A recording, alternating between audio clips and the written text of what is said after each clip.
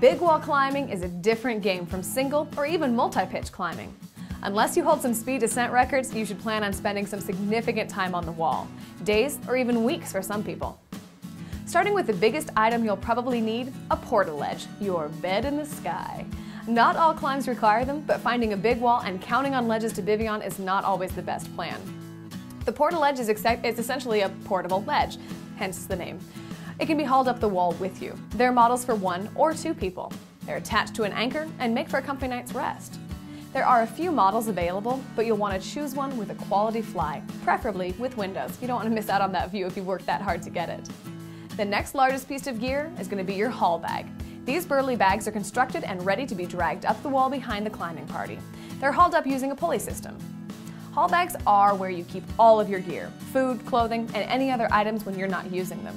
When choosing a haul bag, you want to look for the best constructed model you can find. These are going to take a beating, and you don't want to risk losing your gear halfway up the wall. Sad day. To get your haul bag up there, you'll want to use a pulley. Stuff sacks should be used inside the haul bag to organize your gear so you can find it easily. Don't forget, you're not going to be able to spread out your gear to look for something you can't find. Most climbers are going to need some kind of aid when they're going on their big wall adventures, and depending on the number of aid pitches, the amount of gear will differ. But some of the staple items will include aiders. 2 types of aiders are available, étriers and ladders. For walls with lots of aid, you'll want a well-constructed ladder because they work the best for aiding. If you're going to be switching between aid and free often, étriers may be a better option because they're light and low bulk when they're clipped to the harness.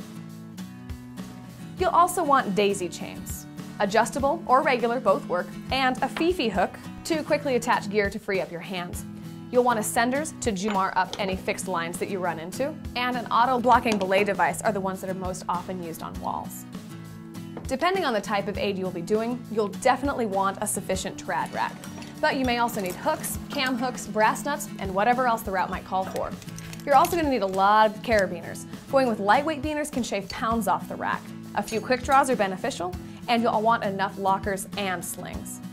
Since you're going to be spending so much time in a harness, there are well-padded big wall harnesses available. This is a good investment, especially for routes with lots of aid pitches. If you're going to be doing a lot of free climbing, the bulkiest of big wall harnesses may not be the best choice for you. Big walls destroy shoes. You can go with approach shoes, but for hours in the aiders, your feet are going to be hating you. Lightweight hiking boots allow for better support, but fare poor on those occasional free moves that you need to do.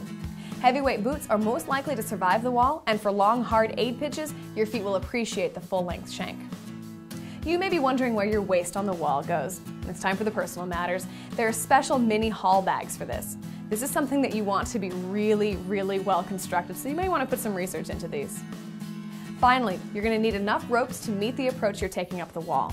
Ropes take a lot of abuse on those big walls, so ropes around 10.5 millimeters are often a good choice. 11 millimeter ropes will provide better durability, but they're a lot heavier.